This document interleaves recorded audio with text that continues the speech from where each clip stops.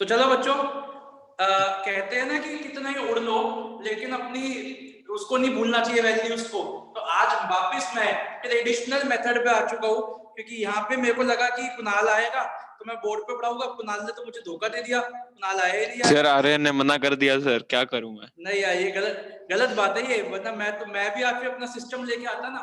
चलो गलत कोई बात है कुणाल की सर से। सर आर्यन ने बोला आज मेरा मन नहीं है जाने कोई का, नहीं, आज नेक्स्ट मेरा क्लास कुछ से आ और मूड जाएंगे, है। कोई नहीं।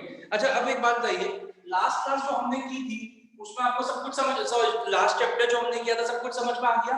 आपको कौशिक के सारे क्वेश्चन समझ में आ गए? कोई डाउट तो नहीं है ना? ठीक है, तो चलिए अब हम देखने जा रहे हैं अपना नेक्स्ट चैप्टर, जिसका नाम है रिकॉन्सिलिएशन। तो रिकॉन्सिलिएशन का मतलब क्या होता है वो समझेंगे, और ये देखेंगे कि रिकॉन्सिलिएशन में हमें क्या क्या स्टेटमेंट बनानी होती है। तो बच्चों, अगर आप थोड़ा सा सोचो, अगर हम एक ही फर्म की बुक्स बना रहे हैं, चाहे हम कॉस्टिंग से बनाए चाहे हम उसको फाइनेंशियल अकाउंटिंग से बनाए, तो होना क्या चाहिए कि दोनों के प्रॉफिट्स सेम आने चाहिए। लेकिन जो profits as per costing accounts होते हैं और एज पर जो हमारे फाइनेंशियल अकाउंट्स होते हैं, वो दोनों में डिफरेंस आता है। ये डिफरेंस क्यों आता है? ये डिफरेंस कई वजहों से आ सकता है। जैसे कॉस्टिंग में कुछ ऐसी चीजें होती है जिसको फाइनेंशियल अकाउंटिंग नहीं मानता, और फाइनेंशियल अकाउंटिंग में कुछ ऐसी चीजें होती है जिसको कॉस्ट अकाउंटिंग नहीं मानता। जैसे फाइनेंशियल अकाउंट्स में हम रिजर्व्स बनाते हैं, हम टैक्सेशन रिजर्व बनाते हैं, बहुत बैड डेट्स रिजर्व, बहुत से तरीके का रिजर्व बनाते हैं। लेकिन कॉस्ट अकाउंटिंग में किसी भी तरीके का रिजर्व अलाउड नहीं होता। दूसरा, फाइनेंशियल अकाउंट्स में जो हम अपने ओवरहेड्स लेते हैं वो एक्चुअल बेसिस पे लेते हैं कि इतने ओवरहेड्स हुए तो ये हमने अपने पीएनएल अकाउंट में डाल दिया। लेकिन कॉस्ट अकाउंटिंग में जो हम ओवरहेड्स लेते हैं वो एक्चुअल बेसिस पे नहीं लेते। हमने इतने क्वेश्चंस किए थे जिसमें कुणाल को दिक्कत भी आई थी, आप लोगों को भी प्रॉब्लम आई थी। हम जो ओवरहेड्स लेते हैं वो हम लेते हैं ऑन द बेसिस ऑफ एक बेस लेते हैं, रिकवरी, कितने हमने रिकवर किए ओवरहेड्स, तो वो हम एक्चुअल बेसिस पे नहीं लेते। तो ये कुछ तरीकों की कुछ फैक्टर्स है जो financial accounts and cost accounts के बीच में डिफरेंस पैदा करते हैं। अब इस चैप्टर में हमें क्या करना है, हमें कॉस्ट दोनों के प्रॉफिट्स दे रखे हुए और हमें उनके डिफरेंसेस को रिकंसाइल करना है। रिकंसाइल का मतलब क्या हो गया? हमें ये देखना है कि ये जो डिफरेंस आ रहा है क्या ये इन्हीं वजहों से आ रहा है, इनके अलावा अगर कोई डिफरेंस रह जाता है इसका मतलब आपके अकाउंट्स गलत है। अगर यही वजह है जो मैंने भी एक दो डिस्कस की और भी एक दो डिस्कस करेंगे, यही वजह से अगर डिफरेंस आ रहा है तब तो ठीक है, कॉस्ट अकाउंटिंग अपने हिसाब से प्रॉफिट निकाल दिया, फाइनेंशियल अकाउंटिंग ने अपने हिसाब से प्रॉफिट निकाल दिया। लेकिन अगर इसके बाद भी कॉस्ट और फाइनेंशियल की जो प्रॉफिट्स है वो मैच नहीं करते, इसका मतलब हमारे अकाउंट्स ही गलत है, हमें अकाउंट्स को फिर से बनाना पड़ेगा। इतनी बात समझ में आ गई बच्चों? तो जैसे आप याद करो 11th में गए, 11th में आपने डीआरएस बनाई थी, बैंक रिकॉन्सिलिएशन स्टेटमेंट। उसमें हम क्या करते थे, बैंक पासबुक को कैश बुक के साथ, बैंक कॉलम के साथ मैच करते थे। उसके बाद आपने पीएनएल अकाउंट जो लास्ट ईयर इनकम टैक्स में पीजीबीपी बनाया, उसमें भी आपने रिकॉन्सिलिएशन करी थी। वैसे ही हम इस पे भी क्या करेंगे, एक रिकॉन्सिलिएशन स्टेटमेंट बनाएंगे। इतनी बात समझ में आ गई? ओके, अब जो रिकॉन्सिलिएशन स्टेटमेंट बनाएंगे हम बुक से थोड़ी सी अलग बनाएंगे। बुक में फॉर्मेट एक दे रखा है, हम उसको अपने फॉर्मेट से बनाएंगे, और जो हमारा फॉर्मेट है हम इसी फॉर्मेट को हर क्वेश्चन में फॉलो करेंगे। आइए एक क्वेश्चन के साथ ही शुरू करते हैं, इसमें कोई लंबा चौड़ी चीज नहीं है, क्वेश्चन के साथ ही शुरू करते हैं। इसमें भी मैं 3 से 4 क्लासेस लगाऊंगा, आज बिल्कुल सिंपल क्वेश्चंस करें। तो कम टू पेज नंबर 516 पे आइए, इलस्ट्रेशन नंबर 12.1 पे आइए। 516 12.1 पेज नंबर 516।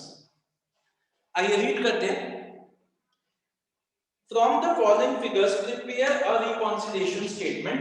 आपको नेट लॉस दे रखा है, फाइनेंशियल से भी लॉस दे रखा है 2,16,045, और कॉस्टिंग से भी लॉस दे रखा है 1,72,400। फिर उन्होंने दिया works overhead under recovered in costing.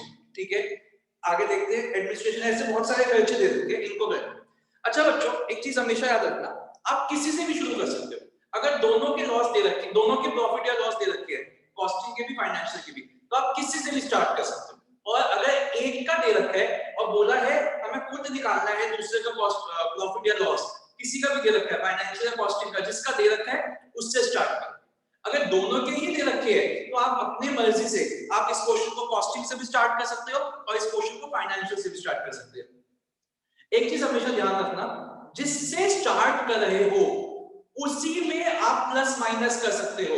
दूसरे को देख के प्लस माइनस आप उसी में करोगे जिससे स्टार्ट कर रहे हो, दूसरे में नहीं चेंजेस करोगे, चेंजेस आप उसमें करोगे जिससे आप स्टार्ट कर रहे हो। तो देखिए बच्चों कैसे बनेगा, हम एक रिकॉन्सिलिएशन स्टेटमेंट बनाएंगे, हम यहाँ पे एक ही कॉलम बनाएंगे, इन्होंने दो कॉलम्स बना रखे हैं, हम एक ही कॉलम बनाएंगे और जो इन्होंने बेस किया ना हम उससे उल्टा चलते हैं। जैसे इन्होंने स्टार्ट किया है कॉस्टिंग से, तो हम फाइनेंशियल से स्टार्ट करते हैं जिससे आपको दोनों आंसर पता चलते हैं। अब देखिए मैं फाइनेंशियल से इसको स्टार्ट करता हूं, net loss as per financial accounts. बेटा इन्होंने प्लस माइनस के कॉलम अलग रखे हैं, हम प्लस माइनस के कॉलम अलग नहीं रखेंगे, हम प्लस माइनस का एक ही कॉलम रखेंगे। अब लॉस है तो फिगर को आप डाल दो ब्रैकेट्स में, 2,16,045 इसको आप डाल दो ब्रैकेट्स, बस इतना ही फर्क आएगा प्लस माइनस का, और कोई फर्क नहीं आएगा। आगे चलते, अब एक एक करके पढ़ना शुरू करते हैं। सबसे पहले उन्होंने क्या बोला, net loss as per costing, ये हमारा मैच करेगा, बाद में देखते हैं। Works overhead under recovered in costing, तो एक बात बताइए, वर्क्स ओवरहेड क्या होता है? वर्क्स ओवरहेड एक एक्सपेंस है या इनकम है? अंकित, वर्क्स ओवरहेड एक एक्सपेंस है या फिर एक इनकम है? Expense sir. एक्सपेंस है। अब आप ऐसे हाथ रखिए, ठीक है, ये फाइनेंशियल का प्रॉफिट है, ये कॉस्टिंग का प्रॉफिट है, ये फाइनेंशियल का लॉस है, ये कॉस्टिंग का लॉस है। मैं कह रहा हूं कि वर्क्स ओवरहेड, ये वर्क्स ओवरहेड अंडर रिकवर्ड, ये रिकवर्ड वर्ड जो होता है ये कॉस्टिंग के लिए यूज होता है, ये आप हमेशा याद रखना, रिकवर्ड वर्ड कॉस्टिंग के लिए यूज होता है। तो मैं कह रहा हूं कि एक खर्चा फैक्ट्री ओवरहेड्स हमने कॉस्टिंग में कम दिखाया है, फैक्ट्री ओवरहेड्स अंडर रिकवर्ड मतलब कम शो किया है, अंडर कम दिखाया, हमने कम दिखाया है, इसका मतलब कॉस्टिंग के प्रॉफिट्स बढ़ गए होंगे, यस और नो, कॉस्टिंग के प्रॉफिट्स बढ़ गए होंगे। अब अगर मैं फाइनेंशियल को इधर लाना चाहता हूं तो मुझे इस खर्चे को क्या करना पड़ेगा, फाइनेंशियल में ऐड करना पड़ेगा। आई रिपीट, ये फाइनेंशियल है, ये कॉस्टिंग है, बिल्कुल शर्म नहीं करनी, आपको भी हाथों से ऐसे ही करना है। मैं कह रहा हूं कि कॉस्टिंग में एक खर्चा कम दिखाया है, क्योंकि खर्चा कम दिखाया है तो कॉस्टिंग की प्रॉफिट्स जो है वो हमारे बढ़ गए होंगे, और अगर मैं फाइनेंशियल को इसके पास लाना चाहता हूं तो मुझे ऐड करना पड़ेगा। तो हमारा क्या हो जाएगा, पहला पॉइंट वर्क्स ओवरहेड ऐड करें, वर्क्स ओवरहेड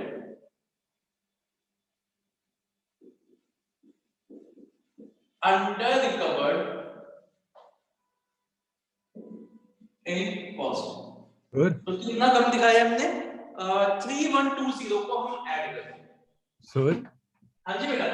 फिर ये तो लॉस है ना, तो उल्टा अगर ये जैसे वर्क ओवरहेड्स हमारे लिए एक्सपेंस है तो लॉस तो उल्टा बढ़ना चाहिए अगर एक्सपेंस और हम ऐड कर रहे हैं तो माइनस सर में। आप थोड़ा सा सोच के देखो, यहीं बस यहीं पे दिक्कत है। सर एक बात बता, मेरा लॉस आया है फाइनेंशियल में, थोड़ा सा सुनिए समझिए उसको, मेरा फाइनेंशियल अकाउंट्स में लॉस आया है क्योंकि मैंने एक खर्चा उसमें ज्यादा दिखा रखा है फाइनेंशियल में, ठीक है, कॉस्टिंग में वो खर्चा कम है इसलिए प्रॉफिट है।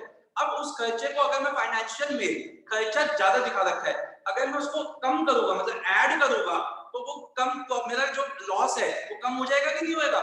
सोच के देख अंकित, सोच के देख, तू इसको भूल जा, लॉस या प्रॉफिट को भूल जा, वो मैंने बस माइनस साइन लगा दिया। तू एक बात बता, एक खर्चा तूने फाइनेंशियल में ज्यादा दिखा रखा है, देखो उस खर्चे को कम करना है तो तू क्या करेगा, बस ये बता।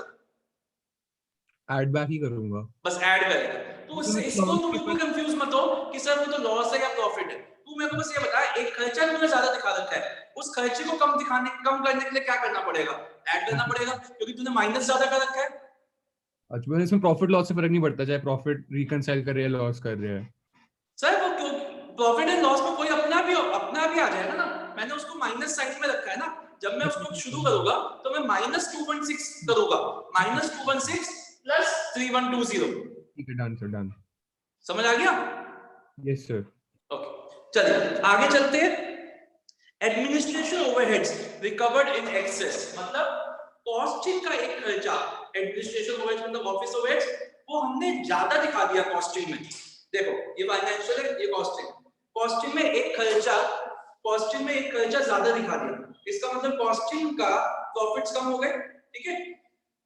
इसको नहीं छेड़ सकते, ये तो हो गया, इसको चेंज कर सकते हैं क्योंकि मैंने इससे स्टार्ट किया है। तो मुझे क्या करना पड़ेगा, मेरे को ये खर्चा भी जाके दिखाना पड़ेगा फाइनेंशियल में भी, तो मैं उसको क्या करूंगा, माइनस करूंगा।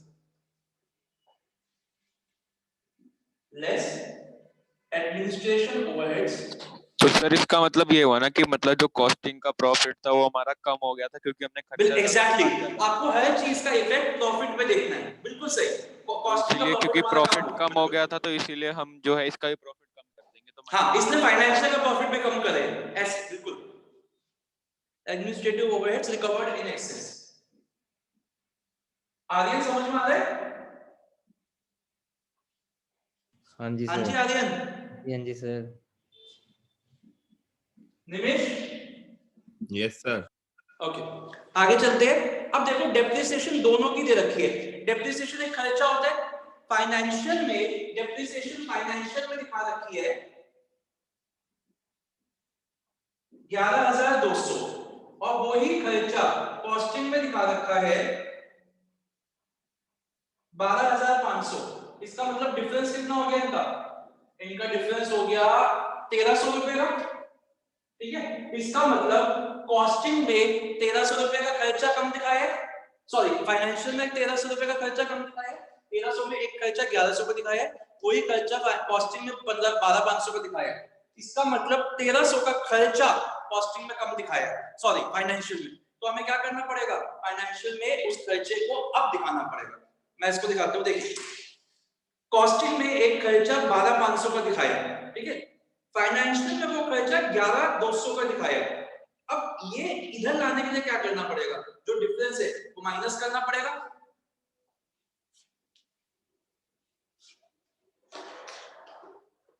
सर ये दोबारा बताना। सर फाइनेंशियल में एक खर्चा 11,200 का दिखाया, ठीक है, तो यहां से यहां पे आ गए, वही खर्चा कॉस्टिंग में 12,500 का दिखाया है, तो यहां से यहां आ गए। अब मेरे को एक बात था, कॉस्टिंग का प्रॉफिट तो नीचे पहुंच गया, फाइनेंशियल का प्रॉफिट ऊपर है, तो इसको नीचे लाने के लिए क्या करना पड़ेगा, लेस करना पड़ेगा। हाँ लेस करना पड़ेगा ना, जो डिफरेंस है इसको लेस करना पड़ेगा।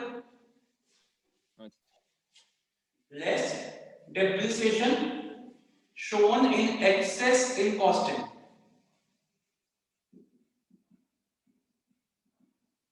तो कितना दिखाया है एक्सेस में, 1,300। चल आगे चलते हैं।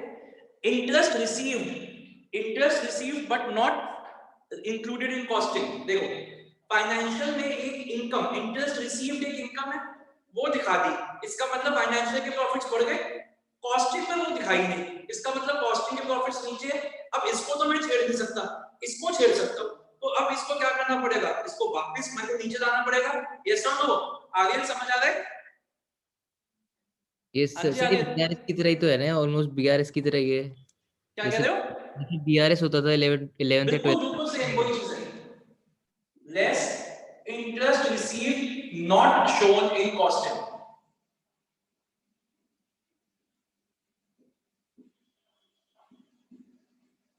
तो कितना था इंटरेस्ट रिसीव्ड? 8,000 रुपए। सर हाँ जी निमेश। सर इसमें लिख रखा है interest receive but not included in costing. हाँ जी, इंटरेस्ट रिसीव हो गया, इसका मतलब जैसे इंटरेस्ट रिसीव को आपने पीएनएल अकाउंट में इनकम साइड में दिखा दिया, फाइनेंशियल अकाउंट्स में। सर लेकिन इसमें कॉस्ट अकाउंटिंग में इसने दिखाया नहीं, तो मतलब इसने अपने प्रॉफिट्स लेस रिकॉर्ड करे हैं। समझ बिल्कुल सही। देख इंटरेस्ट रिसीव फाइनेंशियल है, कॉस्टिंग है, फाइनेंशियल में इंटरेस्ट रिसीव दिखा दिया, तो इसका मतलब इसके प्रॉफिट्स बढ़ गए। फाइनेंशियल में इंटरेस्ट रिसीव सर, लेकिन हम तो फाइनेंशियल में दिखा दिया ना, फाइनेंशियल में दिखा दिया, कॉस्टिंग में नहीं दिखाया। हाँ तो सर कॉस्टिंग में कम आना चाहिए।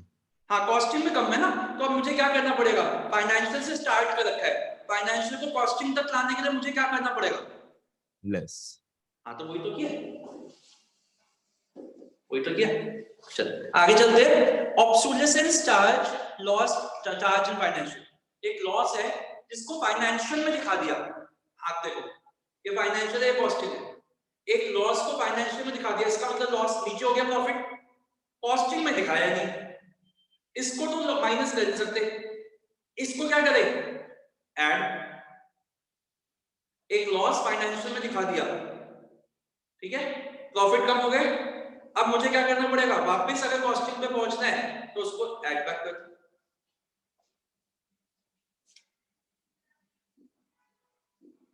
ऑब्सोलेसेंस,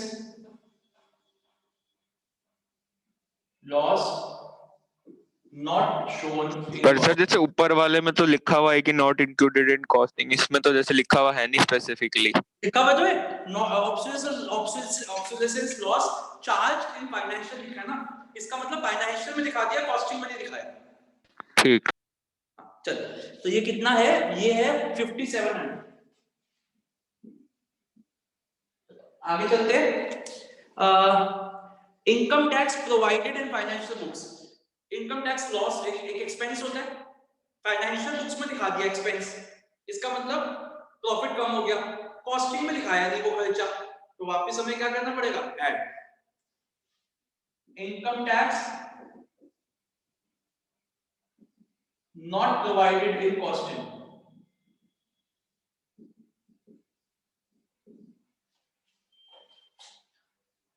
$40,300।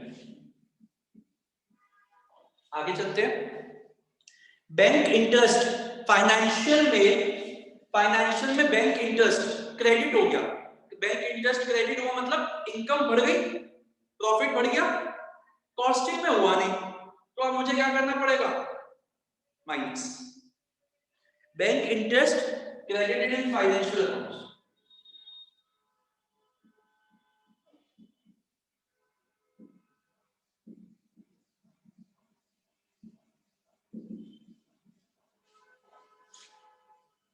$750। आगे चलते हैं, स्टोर्स एडजस्टमेंट क्रेडिट हुआ फाइनेंशियल में, कोई चीज फाइनेंशियल बुक्स में क्रेडिट होती है, इसका मतलब वो इनकम होता है कि एक्सपेंस होता है, सोच के बताओ, कोई चीज फाइनेंशियल बुक्स में क्रेडिट होती है, इसका मतलब वो इनकम होता है कि एक्सपेंस होता है, इनकम।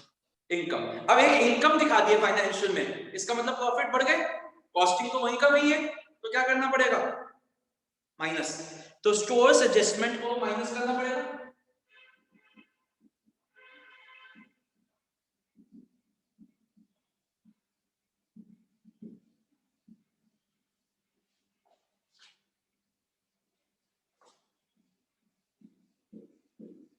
आगे क्या कह रहे हैं, लास्टली वो कह रहे हैं कि depreciation of stock charge in financial में हमने डेप्रिसिएशन स्टॉक का भी दिखाया है, खर्चा दिखाया माइनस, कॉस्टिंग में वो दिखाया नहीं, वही का वही है, तो हमें फाइनेंशियल को कॉस्टिंग में लाने के लिए क्या करना पड़ेगा, ऐड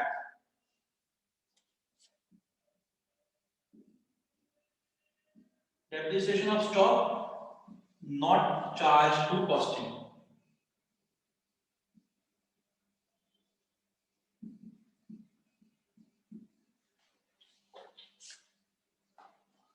अब जल्दी से इनको प्लस माइनस करिए, इसको स्टार्ट ही आप करोगे -216045 से, एक सेकंड,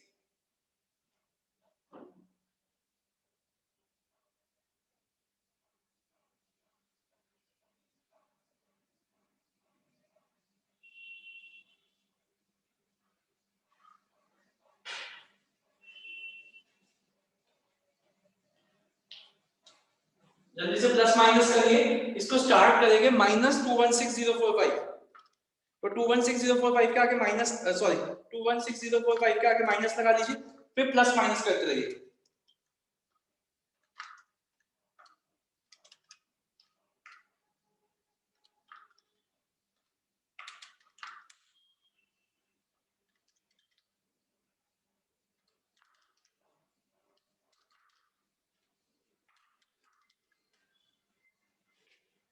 मेरा मैच कर रहा है बिल्कुल, net loss as per costing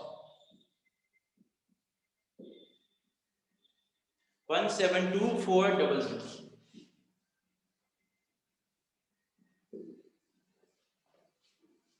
देखिए हमने कोई दो कॉलम्स नहीं बनाए, हमने कोई ऐड वाले अलग नहीं किए, लेस वाले अलग नहीं किए, हमने एक एक करके हम पढ़ते गए और अपने क्वेश्चन को करते गए। जल्दी से देखिए, कोई डाउट आता है तो पूछिए जल्दी से। क्लियर दिख रहा है बोर्ड आपको?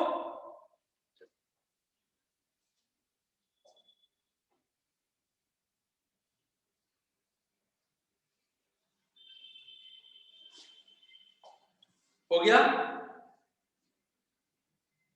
हटा दूं?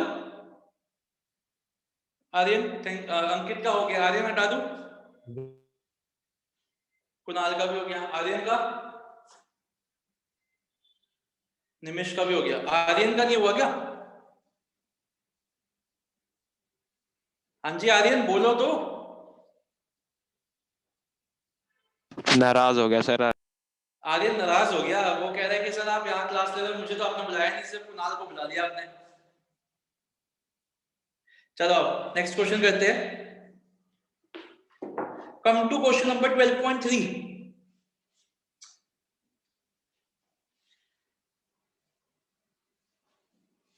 इलस्ट्रेशन नंबर 12.3 पे आइए जल्दी से। हुआ क्या आर्यन, बोल तो यार कुछ, ऐसे मजा नहीं आएगा तेरे बिना क्लास में। हो गया सर, एग्जिट हो गया था, पता नहीं कैसे हो गया सर, हो गया बोला था, हो गया क्या क्या? हो गया सर, हो गया, वो एग्जिट हो गई थी। इलस्ट्रेशन 12.3 नाराज तो नहीं है ना? नहीं सर, मैं क्यों नाराज हूँ? चलिए तो 12.3 पे आइए। और मैन्युफैक्चरिंग, ये आप करोगे, मैं बस डिस्कस कर रहा हूं आपके साथ। A manufacturing company disclosed a net loss of 3,47,000 as per their cost accounting for the books for the year ended this. The financial accounts however shows a net loss of 5,10,000. ठीक है, अब शुरू करते हैं। तो आप किसी से भी शुरू कर सकते हो। इन्होंने ना बेटा मेमोरेंडम रिकॉन्सिलिएशन अकाउंट बनाया है। आप पहले स्टेटमेंट बनाओगे, आप अकाउंट नहीं बनाओगे। जैसे हमने स्टेटमेंट बनाई है बिल्कुल वैसे ही बनाओगे। आप किसी से भी शुरू कर सकते हो, कॉस्टिंग से करना, ये कॉस्टिंग से शुरू करो क्योंकि अभी आपने फाइनेंशियल से किया था, अब ये क्वेश्चन ऑफ कॉस्टिंग से शुरू करो। और जैसे फैक्ट्री ओवरहेड्स अंडर एब्जॉर्ब्ड है, तो अगर आप कॉस्टिंग से शुरू कर रहे हो, याद देखो कॉस्टिंग से शुरू कर रहे हो, फैक्ट एक खर्चा कॉस्टिंग में कम दिखाया है, अंडर मतलब कम दिखाया है, इसका मतलब कॉस्टिंग प्रॉफिट्स यहां पर है, फाइनेंशियल में तो यहां पर है प्रॉफिट्स, कॉस्टिंग में खर्चा कम दिखाया है, इसका मतलब कॉस्टिंग के प्रॉफिट्स यहां पर है। तो हमें क्या करना पड़ेगा, थोड़े ज्यादा है, हमें उस खर्चे को जो डिफरेंस है हमें उसको माइनस करना पड़ेगा क्योंकि हम कॉस्टिंग से शुरू कर रहे हैं। समझ में आया? आप शुरू करो, आप करो, जो जो पॉइंट में दिक्कत आई है मुझसे पूछो। सर जिससे हम स्टार्ट करते हैं उसको हम चेंज करते हैं ना? जिससे हम स्टार्ट करते हैं उसी में चेंजेस कर सकते हैं दूसरे को देख के। ठीक। चलिए शुरू करिए, मैं यहीं पे हूं, कोई भी डाउट है तो पूछिए मुझसे। किससे शुरू करें इस बार? किससे करना हाँ जी, है स्टार्ट? आवाज नहीं आ रही, क्या कह रहे हैं? स्टार्ट किससे करना है सर? स्टार्ट आप कॉस्टिंग से करो क्योंकि अभी लास्ट क्वेश्चन फाइनेंशियल से किया था ना आपने, तो आपको एक बार कॉस्टिंग से भी समझ आ जाए। कॉस्टिंग से स्टार्ट करो।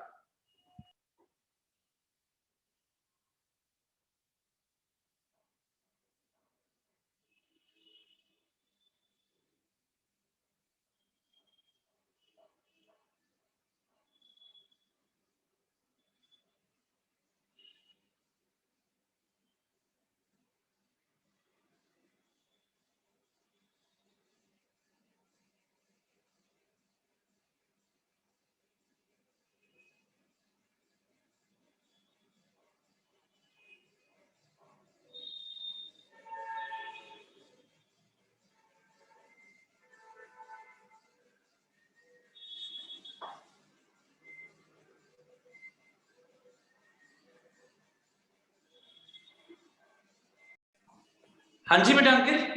ये जो इंटरेस्ट ऑन लोन फंड्स है तो ये हमने क्या कहते हैं, कौन लोन सा डिफरेंस किसका कह रहे हो? सेवेंथ वाला है सर, सेवेंथ पॉइंट देखो। इंटरेस्ट ऑन लोन फंड्स, हाँ ये खर्चा है ना, आपने लोन ले रखा है, उस पर आपने खर्चा मतलब इंटरेस्ट आपने दिया। ये देखो एक खर्चा है फाइनेंशियल में, इसका मतलब फाइनेंशियल के प्रॉफिट्स नीचे पहुंच गए, कॉस्टिंग में तो दिखाया नहीं, इसका मतलब कॉस्टिंग का प्रॉफिट ज्यादा है, तो हमें क्या करना पड़ेगा, माइनस करना पड़ेगा। तो मैं कह रहा हूँ लोन हमने लिया है ना।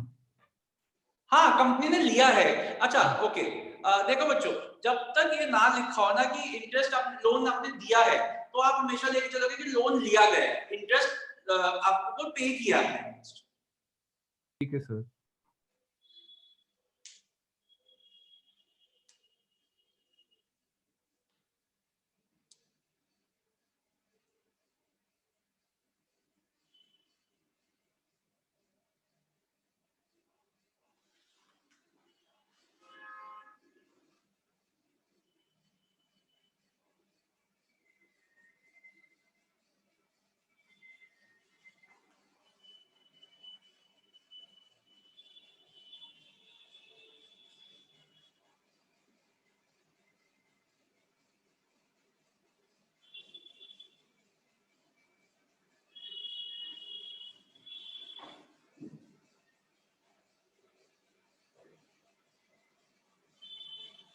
सर ये जो इनकम टैक्स प्रोवाइडेड दिया हुआ है तो ये मतलब किस में लेंगे फिर हम? हाँ देखो सर, एक बात हमेशा ध्यान रखना, इनकम टैक्स जो होता है ना, ये आप याद करो कितने सारे क्वेश्चंस आपने कॉस्टिंग के किए, क्या कहीं पे इनकम टैक्स देखा? नहीं। इनकम टैक्स एक फाइनेंशियल आइटम है, वो फाइनेंशियल बुक्स में दिखाते हैं, कॉस्टिंग में हम कभी नहीं दिखाते उसको। तो अगर सिर्फ लिखा हुआ है income tax shown, that means it is always shown in financial books. ठीक है सर। या आप लिख भी सकते हो कहीं नोट अपने पास। निमेश समझ आ रहा है? Yes sir. सर तो इनकम टैक्स जो है फिर उसके कौन बाद सा सर? इनकम टैक्स जो है, इनकम टैक्स प्रोवाइडेड, हाँ सर ये एक्सपेंस हो गया। हाँ, देख ये कॉस्टिंग है, फाइनेंशियल है। इनकम टैक्स तूने फाइनेंशियल बुक्स में इनकम टैक्स प्रोवाइड किया, मतलब दिखाया, खर्चा दिखाया, इसका मतलब तेरे फाइनेंशियल के प्रॉफिट्स नीचे हो गए। अब हाँ, देखो कॉस्टिंग को इसके साथ लेके आना, तो क्या करना पड़ेगा? Costing yes। में भी एक खर्चा दिखाना पड़ेगा, माइनस।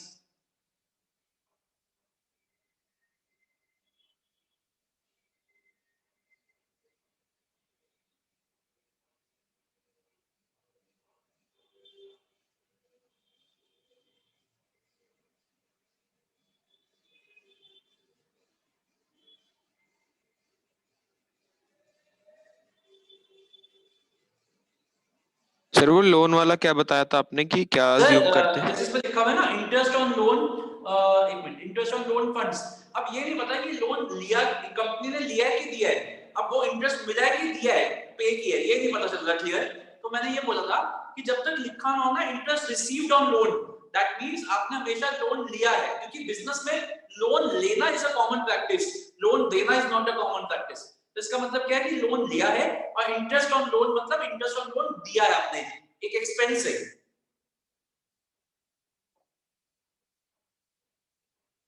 सर जैसे आपने अभी डेप्रिसिएशन का बताया, मतलब सॉरी किसका, इनकम टैक्स का कौन सा वाला पॉइंट? मतलब अभी आपने जैसे इनकम टैक्स का बताया था, वही सेम पॉइंट अप्लाई होगा डिविडेंड में ना, क्योंकि कॉस्ट में एकदम डिविडेंड दिखाते ही नहीं है। डिविडेंड रिसीव्ड, डिविडेंड रिसीव्ड है, ये इनकम है ना।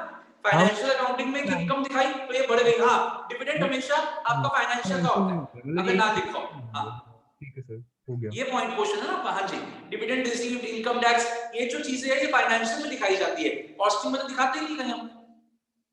ठीक है सर।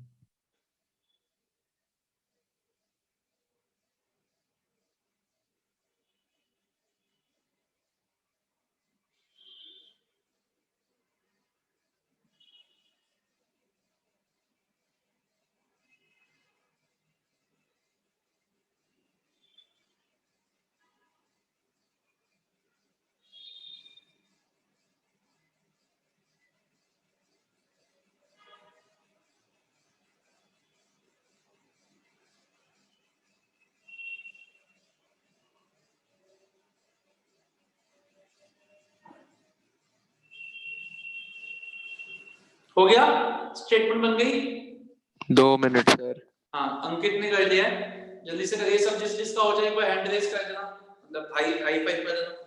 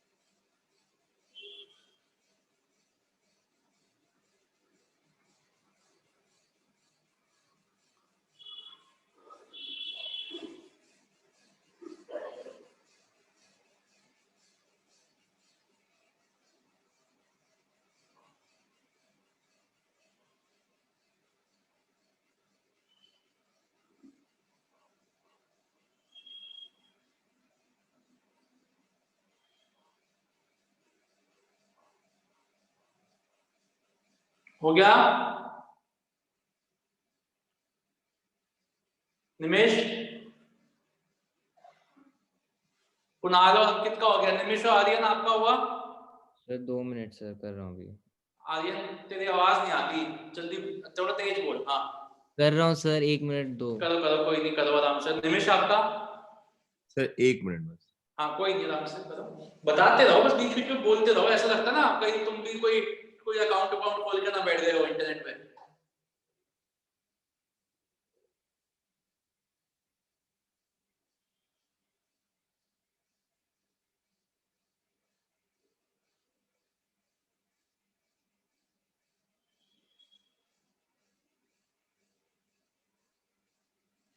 चल 2 मिनट में जल्दी से करिए इसको।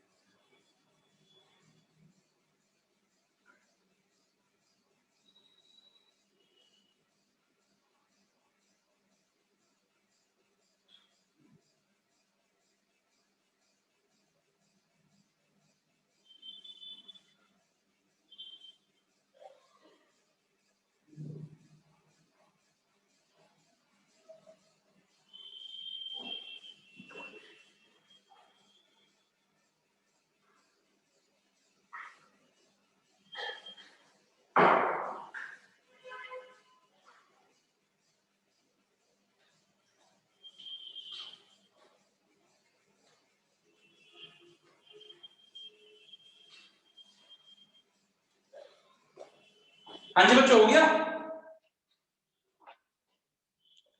निमेश सर करा है डेटाबेस चेक। है? मैं कह रहा हूँ डेटाबेस चेक करा है आप? हाँ बिल्कुल वही गया था। आर्यन का तो हो गया। निमेश जल्दी बता। मैंने कहा वाइट टू वेस्ट टाइम में 2 मिनट है, एक आध राइट स्वाइप कर देना। चलिए बच्चों, अब देखिए इसमें ना आपसे वैसे स्टेटमेंट नहीं मांगी थी। ओके ओके, निमेश का भी हो गया। इन्होंने रिकॉन्सिलिएशन अकाउंट मांगा था।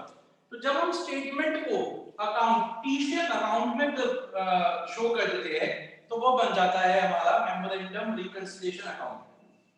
अब देखिए, अभी सुनना मेरी बात को, बहुत ही सिंपल है।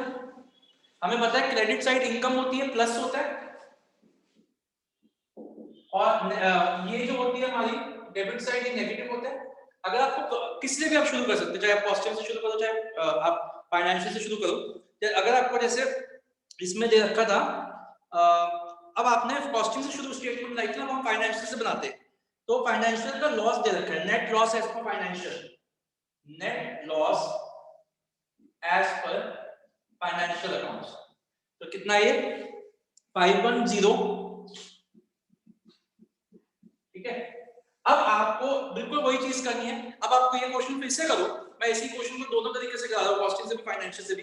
पहले आपने स्टेटमेंट कॉस्टिंग से बनाई, अब आप फाइनेंशियल से बनाइए इसका अकाउंट। अब आपको थोड़ा उल्टा सोचना है, ठीक है। उल्टा मतलब अब आपको फाइनेंशियल के पॉइंट ऑफ व्यू से सोचना है।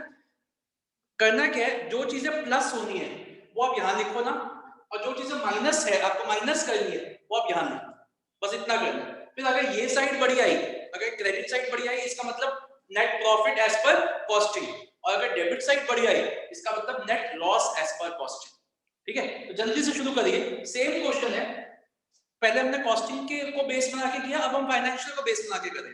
जो प्लस वाले आइटम्स है वो यहां डालेंगे, जो नेगेटिव वाले आइटम्स है वो यहाँ डालेंगे। ये साइड बड़ी आएगी तो net profit as per costing, ये साइड बड़ी आएगी तो net loss as per costing, क्योंकि हमने फाइनेंशियल से शुरू किया। जल्दी से शुरू करिए।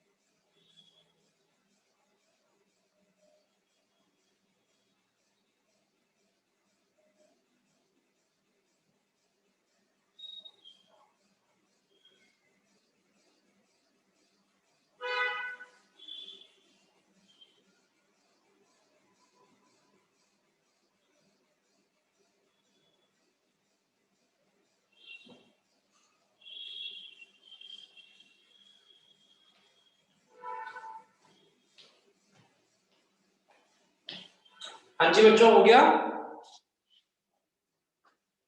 सर अगर डेबिट साइड ज्यादा आएगी तो क्रेडिट साइड पे लॉस आएगा ना? हाँ, डेबिट मतलब ज्यादा, इसका मतलब खर्च, एक्सपेंस, लॉस है, तो इधर लिखोगे नेट लॉस एज पर जो भी है। अगर फाइनेंशियल से शुरू किया तो कॉस्टिंग, कॉस्टिंग से शुरू किया तो फाइनेंशियल। सर क्लास अंकित का में तो हो हो गया, जाता है। कुणाल का भी हो गया आई गेस। हाँ सर। ओके, और निमिष का, यस सर। आर्यन जी का, वेरी गुड। अंतर अगर अब ये आइए बच्चों, प्रॉफिट अब आपको दोनों दे ही चीजें रखा समझ में आ होता। गई। अब आप आइए 12.4 पे आइए। सर हाँ जी बेटा। अगर ये मतलब हमें लॉस की जगह प्रॉफिट दे रखा हो तो स्टेप तो सेम ही होते हैं तो ना? यहाँ से शुरू करते हैं, नेट प्रॉफिट एज पर जो भी लिखा होता। नहीं, ऐड सबट्रैक्ट तो सेम ही होता है ना? ऐड सब्ट्रैक्ट सेम चलेगा, ऐड सब्ट्रैक्ट ठीक है ठीक है। देखिए बच्चों 12.4 क्वेश्चन ना पूरा क्वेश्चन नहीं है, सिर्फ ओपनिंग क्लोजिंग स्टॉक के ट्रीट वो पूछा है, ट्रीटमेंट आपको समझ आएगा इससे। तो आइए, in the reconciliation between cost and financial accounting, important mark करो उसको। One of the areas of differences is for different methods of stock valuation. State with reasons in each of the following circumstances whether costing profit will be higher or lower than the financial profit. हमें ये बताना है कि costing का profit ज्यादा होएगा कि कम होएगा फाइनेंशियल से। तो एक एक करके देखते हैं। हमेशा एक चीज याद रखना, बस एक चीज याद रखना, ओपनिंग स्टॉक डेबिट साइड में आता है, इसका मतलब ओपनिंग स्टॉक क्या हो गया? एक्सपेंस की इनकम। एक्सपेंस। और क्लोजिंग स्टॉक क्रेडिट साइड में आता है, इसका मतलब क्लोजिंग स्टॉक क्या हो गया? इनकम। बस अब ये चीज याद रखना और कुछ आपको याद रखने की जरूरत नहीं। अब देखिए, रॉ मटेरियल ओपनिंग कॉस्ट में दे रखा है 50,000 का, फाइनेंशियल में दे रखा है 60,000 का। तो एक बात बताओ, ये कॉस्ट है, ये फाइनेंशियल है। कॉस्ट में एक खर्चा आपको कितना है कॉस्ट में? रॉ मटेरियल ओपनिंग है, ओपनिंग मतलब खर्चा, तो वो 50,000 है। तो ओपनिंग का एक सेकंड सर इंस्टीट्यूट में नेट नहीं चल रहा ढंग से।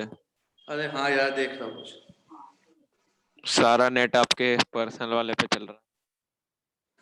देखिए नहीं यार, वो कहीं फोन आ गया था भाई, अभी मैं राइट स्वाइप करके आया ना, उसी में से किसी का फोन आ गया था। एक मिनट रुको, एक मिनट होल्ड कर यार, रुको मतलब।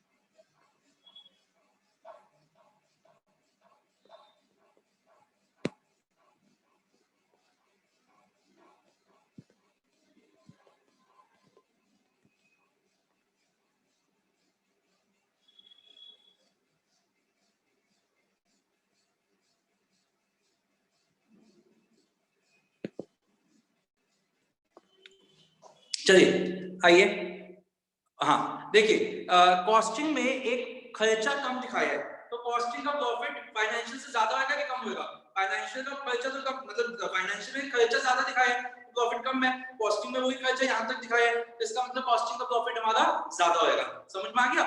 चलिए नेक्स्ट की बात करते हैं। इससे फर्क नहीं पड़ता कि आपका वो ओपनिंग स्टॉक रॉ मटेरियल का है या फिनिश गुड्स का है या WIP का है, आपको सिर्फ ये देखना है कि वो ओपनिंग है कि क्लोजिंग है। वर्क इन प्रोग्रेस क्लोजिंग दे रखा है, कॉस्टिंग में एक क्लोजिंग वर्क इन प्रोग्रेस मतलब इनकम ज्यादा दिखाई है, इसका मतलब प्रॉफिट ज्यादा है, और फाइनेंशियल में कम है, इसका मतलब कॉस्टिंग का प्रॉफिट ज्यादा होएगा। समझ में आ गया? फिनिश स्टॉक क्लोजिंग का देखिए, एक फिनिश स्टॉक क्लोजिंग का मतलब क्लोजिंग फिनिश स्टॉक मतलब इनकम कम दिखाई है कॉस्टिंग में, इसका मतलब क्या होएगा? कम में प्रॉफिट उसका, ठीक है। And lastly finish stock opening का फिनिश स्टॉक एक खर्चा ज्यादा दिखा दिया, इसका मतलब इसका प्रॉफिट कम है। समझ में आ गए चारों?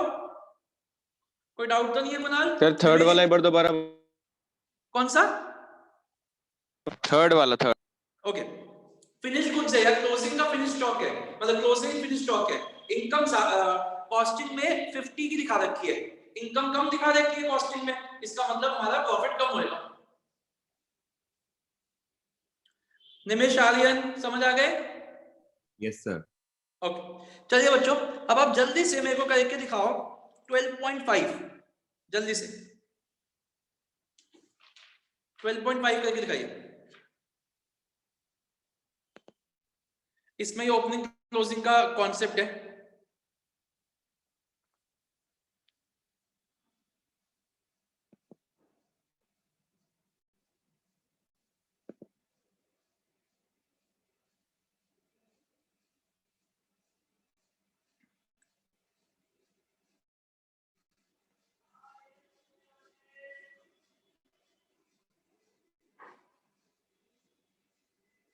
हाँ जी, जल्दी से करिए आप। इसमें आपको कॉस्टिंग का लॉस दे रखा है और फाइनेंशियल का भी दे रखा है। आप ना किससे शुरू करोगे, कॉस्टिंग से शुरू करोगे कि फाइनेंशियल से? कॉस्टिंग से कर लेते हैं। कॉस्टिंग से करो। नहीं, कॉस्टिंग से नहीं, फाइनेंशियल से करो, क्योंकि कॉस्टिंग का आंसर तो दे रखा है। फाइनेंशियल से करो। नीचे दे रखा है कि कॉस्टिंग से ही करना है, लिखा हुआ है नीचे। चलो अच्छा ठीक है, दे रखा है, कहाँ दे रखा है? लास्ट में प्रिपेयर दी हाँ हाँ, दे रखा है, दे रखा है। नहीं, कॉस्टिंग से ही करो, चलो।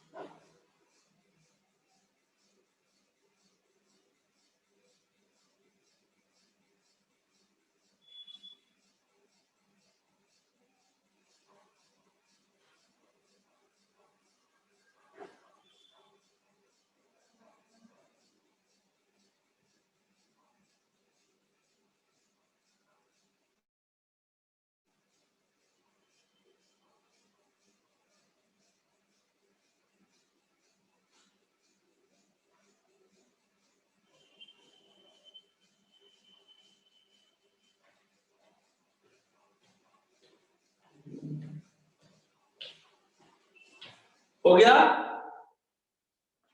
नहीं सर। जल्दी करो।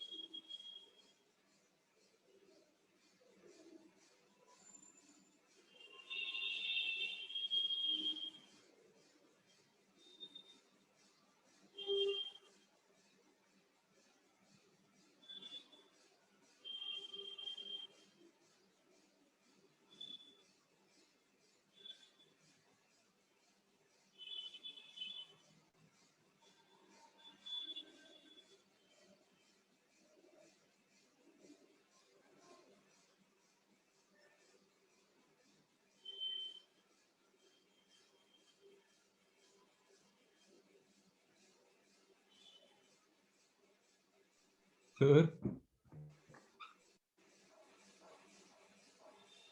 सर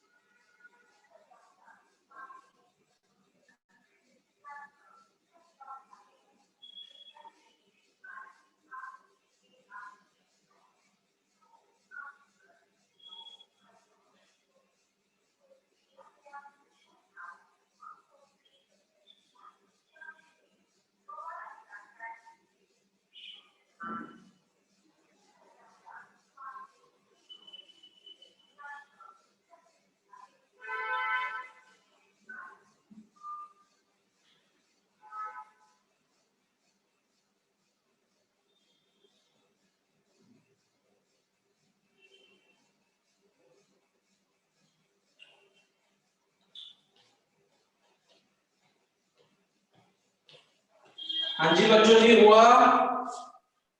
सर हाँ जी डाउट है सर। हाँ जी बोलिए बेटा। 9th पॉइंट देखना सर, सॉरी 11th। कौन सा पॉइंट है?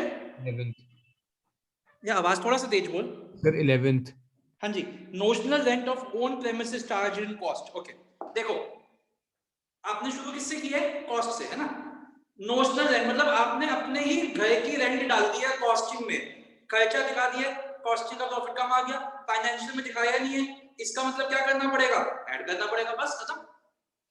सर बट हम ऐसे और cost सर दिखाते हैं? एक सेकंड पहले अंकित बता। कॉस्ट में ऐसी चीजें दिखाते हैं हम, नोशनल रेंट वगैरह? नहीं दिखाते ना, अब दिखा दिया तो नहीं दिखाते, अब दिखा दिया तो हम क्या करें? अब जो लिखा हुआ है वो कर दिया हमने। हाँ। हाँ। और फिर इसमें ना 500 का करेक्शन है, ये जो प्रॉफिट है ना, ये कहाँ शायद पे? सर 500 का डिफरेंस आ रहा है। 2500 का डिफरेंस आ रहा है, कहाँ पे आ रहा है डिफरेंस? 500 का सर। 500 का डिफरेंस तो नहीं आना चाहिए, मैच होएगा पूरा। नहीं सर, क्योंकि इन्होंने क्या किया आप देखो नेक्स्ट पेज पे, difference in value of closing stock है 1,32,000 माइनस 1,25,000 6,500 लिखा हुआ है, जबकि 7,000 होना चाहिए। नहीं, इन्होंने लिखा है 1,32,000 माइनस 1,25,000 ही लिखा हुआ है। सर लेकिन लिखा 7,000 होना चाहिए ना वो। अच्छा अच्छा, नहीं ओके, ओके। उसकी हाँ, नहीं तू नहीं इससे सर मैच क्यों कर रहा है? तू अपना आंसर देखना, जो तेरे को आंसर दे रखा है सर 35,400, वो मैच नहीं हो रहा। सही है सर सही है। इसकी वैल्यू 1,25,500 है तो डिफरेंट 6500 ही तो आएगा। हाँ 1,25,500। यार अंकित, इसका हाँ इसका मिसप्रिंट है, इसका 6500 सही है, इसका बाहर गलत किया है, मिसप्रिंट है। तू आंसर देख क्यों कर रहा है? तू क्वेश्चन से कर क्वेश्चन को। तो मैंने भी 1,25 लेके कर लिया है। नहीं, आंसर मैच करेगा। तू इसका मत देख, इसकी गलत है, इसका गलत है। तू अपना फाइनल आंसर मैच कर। हाँ जी कुणाल, पूछो। सर डाउटफुल डेट्स वाला क्या होता है? खर्चा होता है ना वो तो? सर प्रोविजन है, प्रोविजन खर्चे होते हैं ना, सारे प्रोविजन खर्चे होते हैं। अच्छा, और इसमें जैसे सर ओपनिंग स्टॉक का हम वही लगाएंगे ना कि जैसे कॉस्ट में हमने जो खर्चा है वो ज्यादा दिखा रखा है बिल्कुल, फाइनेंशियल ओपनिंग खर्चा, क्लोजिंग इनकम। तो खर्चा ज्यादा तो प्रॉफिट कम हो जाएगा तो बढ़ाना पड़ेगा। एग्जैक्टली। ठीक। ये गुडविल रिटर्न ऑफ जो है तो मतलब हमने एसेट रिड्यूस कर दिया। नहीं, गुडविल रिटर्न ऑफ एसेट और लायबिलिटी से मत सोचो। गुडविल रिटर्न ऑफ मुझे बताओ पीएनएल साइड में किस साइड आती है? डेबिट में, क्रेडिट में? जर्नल एंट्री में तो क्रेडिट साइड में लिखते हैं जब हम सर कहां जर्नल एंट्री में क्रेडिट? ओ भाई, क्या एंट्री होती है? PNL to goodwill return off, तो डेबिट साइड में नहीं आती? हाँ वैसे हाँ पीएनएल तो हाँ वो तो तो वैसे डेबिट साइड खर्चा है, गुडविल राइट ऑफ करना है, खर्चा होता है। ठीक है Nimesh? Yes sir. Okay, complete हो गया? Yes sir. ओके, एक लास्ट क्वेश्चन करिए आज के लिए। सर अब Last नेक्स्ट question. क्लास में सर। हाँ जी, अब तो नेक्स्ट में सर। नहीं एक क्वेश्चन कर दो ना, ये इजी वाले क्वेश्चंस कंप्लीट हो जाएंगे। 12.6 जल्दी से करो, लास्ट क्वेश्चन है, 5 मिनट का ही है, जल्दी से करो। होमवर्क है ये, सर होमवर्क। डिस्कस कर लो ना ऐसे ही। नहीं करो, तो इससे पहले तुम कर ही दो, खत्म ही करो जल्दी से क्वेश्चन को करके। हाँ जी आर्यन बोल। कुछ नहीं। नहीं, होमवर्क नहीं अभी करना है। और भाई निमेश, फीस डिपॉजिट करा दे, आर्यन ने भी करवा दी भाई। सर वो मैं बस पेटीएम कर ही रहा हूँ सर, आपको क्लास के बाद। अरे पेटीएम नहीं करना, और कुछ भी कर दे, पेटीएम मत कर। नहीं सर वो पेटीएम के थ्रू मैं बैंक ट्रांसफर करूंगा। हाँ ठीक है, ओके। सर आपकी कोई यूपीआई आईडी नहीं है? वहां से जल्दी हो जाएगा। नहीं, यूपीआई से क्यों नहीं कर? ये देख, मैंने तुम्हें को डिटेल दिया, अगर उसमें ना हो, बहुत मुश्किल आए, तो मैं तुम्हें यूपीआई दे दूंगा, वरना मैं यूपीआई के थ्रू किसी और के अकाउंट में मंगवाना नहीं चाहता। इसमें क्या इनकम टैक्स का कोई रूल है क्या? नहीं, इनकम टैक्स का कोई रूल नहीं है यार। मेरा यूपीआई आईडी ना वर्किंग नहीं है, इसलिए मैं आरटीजीएस करवा रहा हूं। मैंने यूपीआई नहीं बनवा रखा, अभी बना रखा, फिर किसी और के में मंगवाना पड़ेगा, इसलिए मैं कह रहा हूं तो आरटीजीएस कर दे। सर इस क्वेश्चन में करना क्या है? यही बनानी है, रिकंसाइल करने हैं, किसी से भी शुरू कर लो। देख, नेट प्रॉफिट दे रखा है देखो, तो तू फाइनेंशियल का नेट प्रॉफिट 15,000 से शुरू कर ले, और कॉस्टिंग का नेट प्रॉफिट 16,270 तक चला जा, या उल्टा कर ले, 16,270 से शुरू कर ले और 15,000 तक आ जा, एक ही बात है। नहीं, ये ए पॉइंट में जो इन्होंने दे रखा है कि वर्क्स ओवरहेड 11,500 ऑफिस ओवरहेड। अच्छा हाँ, ये देख ओके, देखो आप शुरू करो, जैसे मान लो आप net profit as per financial से शुरू कर रहे हो, ठीक है, तो 15,000 से आप शुरू कर रहे हो। अब मटीरियल देखो, डिफरेंस कहाँ दे रखा है आपको? आपको दे रखे वर्क्स ओवरहेड, ऑफिस ओवरहेड और सेलिंग में। इसका मतलब मटेरियल सेम है, कैरेज इनवर्ट सेम है, डायरेक्ट वेजेस सेम है। हम सिर्फ 3 चीजों को करेंगे, work expense, administration expense and selling expense, और डिबेंचर इंटरेस्ट, क्योंकि जो डिबेंचर इंटरेस्ट होता है वो कॉस्टिंग में नहीं दिखाते हम। तो वर्क्स ओवरहेड फाइनेंशियल में 12,000 का दे रखा है, लेकिन कॉस्टिंग में वो 11,500 का है। अब आपने शुरू फाइनेंशियल से किया है, इसका मतलब एक खर्चा ज्यादा दिखा दिया फाइनेंशियल में, तो उसको ऐड कर दीजिए। आप सिर्फ इन तीनों को करो, works overhead, administration expense and selling expense, और डिबेंचर इंटरेस्ट। और बाकी सारे सेम है, उसके बारे में कोई इंफॉर्मेशन नहीं है। इसका मतलब वो एक्चुअली कॉस्टिंग में भी एक्चुअली यही डला हुआ है, मतलब वो सेम डले हुए है ना। तो हम ओवरहेड्स का करेंगे सर। मतलब सर बाकी जिसकी इंफॉर्मेशन नहीं हो सेम डले हुए है ना। सेम डला होगा, एक्सेप्ट थोड़ा सा आपको देखना पड़ेगा कि डिबेंचर इंटरेस्ट तो कॉस्टिंग में कहीं आता ही नहीं ना, तो उसको हमने देखना पड़ेगा। मटेरियल्स हो गया, डायरेक्ट एक्सपेंस जो होते हैं 3, direct wages, direct material and direct expense. वो अगर उनको इन्फॉर्मेशन नहीं है तो हम मानेंगे कि जो कॉस्टिंग का है वही हमारा फाइनेंशियल है।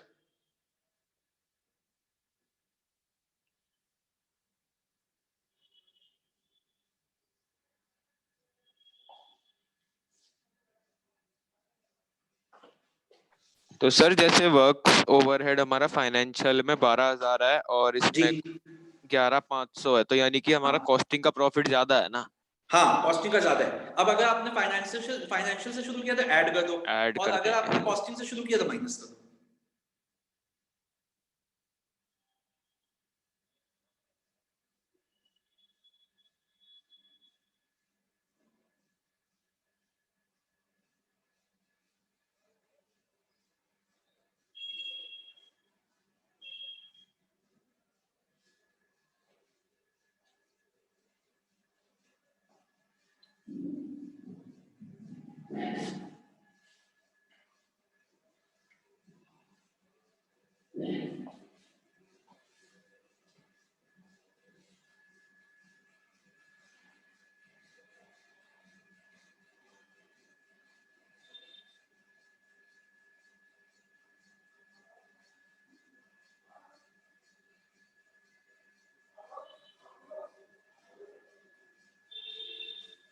और सर जैसे इसमें लिखा है कि no charge has been made in the cost account in respect of debenture interest. किसमें? बी पॉइंट में लिखा हुआ है नो चार्ज हैज हाँ तो बीन मेड लिखा हुआ इन। है इसमें, तो डिबेंचर इंटरेस्ट की बात लिखी थी ना, इसका मतलब वही हुआ। एक इंटरेस्ट आपने खर्चा फाइनेंशियल में दिखा रखा है, इसका मतलब प्रॉफिट कम है, कॉस्टिंग में नहीं दिखा रखा, तो फाइनेंशियल को हमने ऐड कर दो, बस इसमें लिखा हुआ है। अगर नहीं भी लिखा होता तब भी हमें ये लेना पड़ता है डिबेंचर इंटरेस्ट। मतलब डिबेंचर इंटरेस्ट सिर्फ हम फाइनेंशियल में ही दिखाते हैं ना, कॉस्टिंग में हाँ दिखाते हैं। कॉस्टिंग में नहीं दिखाते ना, इसलिए। हाँ और डिबेंचर इंटरेस्ट तो हमारी वो हो गई ना, एक्सपेंस है, डिबेंचर इंटरेस्ट पे किया क्योंकि एक्सपेंस साइड है, ये रिसीव भी हो सकता था अगर क्रेडिट साइड होता। अच्छा तो इसीलिए मतलब अगर ये इंटरेस्ट पेड है तो हमारा फाइनेंशियल का प्रॉफिट कम है। कम है हाँ वही। तो अगर फाइनेंशियल से शुरू किया तो ऐड कर दो।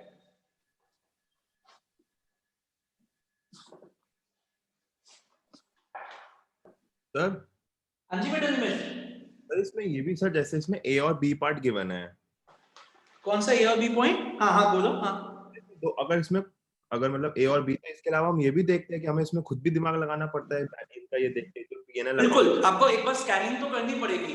जैसे मान लो उसमें कोई और, मान लो प्रोविजन दे रखा होता कोई, तो उसकी कोई इंफॉर्मेशन नहीं भी लिखी होती नीचे, तब भी हमें उसका करना पड़ता है ट्रीटमेंट, क्योंकि प्रोविजन सिर्फ और सिर्फ फाइनेंशियल में दिखाते हैं, कॉस्टिंग में नहीं दिखाते। अगर लिखा हो तो प्रोविजन फॉर डाउटफुल डेट्स बनाए हैं, वो एक बना हुआ है कॉस्ट फाइनेंशियल में, मान लो। हाँ बना हुआ है और नीचे कुछ नहीं लिखा हुआ उसके बारे में कि वो कुछ क्या लिखा हुआ है, तो हम कॉस्टिंग में दिखाया है नहीं दिखाया, कुछ में नहीं लिखा हुआ। हाँ जी, तो हम क्या करेंगे फिर इस केस तो में? आपको क्या करना पड़ेगा कि फाइनेंशियल में खर्चा दिखा दिया तो इसका मतलब प्रॉफिट कम है, तो वो खर्चा आपने कॉस्टिंग में नहीं दिखाया तो इसको ऐड करना। इनकम टैक्स के जैसे इनकम टैक्स में जो भी इससे पहले क्वेश्चन किया था, इनकम टैक्स दिखा रखा है फाइनेंशियल में, कॉस्टिंग में नहीं दिखा रखा, वो भी ट्रीटमेंट करना पड़ेगा। प्रोविजन का भी ट्रीटमेंट करना पड़ेगा। ऐसे एक्सपेंस जो कॉस्टिंग में दिखाते ही नहीं और इसकी कोई इंफॉर्मेशन अगर नीचे नहीं है तो उसका ट्रीटमेंट करना पड़ेगा। हो गया बच्चों? कुणाल जल्दी से एक बार हाई फाई कर दिखा दो। अंकित का हो गया, निमेश, कुणाल एंड आर्यन जल्दी से। निमेश का हो गया, कुणाल का नहीं हुआ। सर इसमें एक बार वो बस बता, जैसे इसमें तो जिनकी इंफॉर्मेशन नहीं दे रखी उनको हमने मान लिया कि सेम है। नहीं नहीं हाँ देखो, तीन चीजों के बारे में अगर इंफॉर्मेशन नहीं दी तो उनको सेम मानते हैं। Direct material, direct wages and direct expense, सिर्फ तीन। Direct material, direct wages and direct expense, ठीक है। मतलब डायरेक्ट एक्सपेंसेस जो भी होते हैं। हाँ डायरेक्ट एक्सपेंस जो भी, चार्जेबल एक्सपेंस वगैरह जो भी है। इसके अलावा कोई भी जैसे आइटम है जो कि फाइनेंशियल में दे रखी है, कॉस्टिंग में कोई इंफॉर्मेशन नहीं है, तो उसका हमें ट्रीटमेंट करना पड़ेगा। नेमली एक दो एग्जांपल, जैसे डिवेंचर इंटरेस्ट का अगर नहीं भी लिखा होता तब भी हम करते, अगर इनकम टैक्स प्रोवाइडेड की कोई इंफॉर्मेशन नहीं होती तब भी हम करते, कोई प्रोविजन आ गया तब भी हम करते, कोई इंटरेस्ट रिसीव्ड आ गया तब भी हम करते। तो सर जैसे जो हमारे raw material consume, direct wages और डायरेक्ट एक्सपेंसेस हैं, तो इनको हाँ। ग्रुप करके हम वेरिएबल एक्सपेंसेस भी बोल सकते हैं ना? इनको हम मतलब ये फिक्स्ड एक्सपेंस नहीं है ना, ये वेरिएबल नहीं वाले नहीं, ये हैं ना? वेरिएबल है, हाँ। ये वेरिएबल है, दोनों में सेम चलती है कॉस्टिंग और फाइनेंशियल में, इसलिए। हाँ मतलब ये प्रोडक्शन के साथ हमारा वेरिएबल एग्जैक्टली एग्जैक्टली। ठीक है सर। आर्यन हो गया? और जैसे इसमें अगर हमें रेंट दे रखा होता, मतलब अगर तो उसका कुछ नहीं दे रखा होता, उसकी नहीं, रेंट ट्रीटमेंट तो कर फैक्ट्री ओवरहेड्स है ना, तो वो तो फैक्ट्री ओवरहेड्स वहां उसमें जाता है। नहीं, जैसे पिछले क्वेश्चन फॉर एग्जांपल इसमें कोई हमें रेंट दे रखा होता जो हमने फाइनेंशियल में ही पे कर रखा है बस। अगर कॉस्टिंग में कोई इन्फॉर्मेशन नहीं, देख रेंट का एक तरीके से ओवरहेड माना जाता है, तो इसकी अच्छा। इन्फॉर्मेशन दे रखी होगी।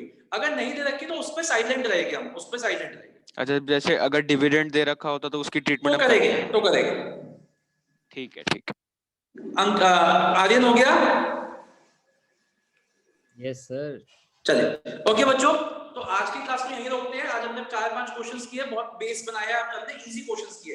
अब नेक्स्ट क्लास में क्या करेंगे मंडे को कि कॉस्टिंग का प्रॉफिट भी देने का, मतलब कॉस्ट शीट भी बनानी पड़ेगी, पीएनएल अकाउंट भी बनाना पड़ेगा, फिर रिकंसाइल करेंगे। मतलब अभी जो हमें प्रॉफिट्स निकाल के दे रखे थे, हमने सिर्फ रिकंसिलिएशन स्टेटमेंट बनाई। नेक्स्ट क्लास में हम दोनों को पीएनएल अकाउंट भी बनाएंगे, कॉस्ट शीट भी बनाएंगे, फिर रिकंसिलिएशन। ठीक है बच्चों, तो मंडे को मिलते हैं 10:30 बजे। मंडे को मैं बता दूंगा कि अगर मैं इंस्टीट्यूट आया तो बता दूंगा, वरना ऑनलाइन क्लास होगी वो मैं आपको संडे को बता दूंगा। ठीक है सर। 10:30 बजे। हाँ जी पुनः। Okay sir. चलो ओके बच्चे, मिलते हैं मंडे को। Bye bye. Bye sir.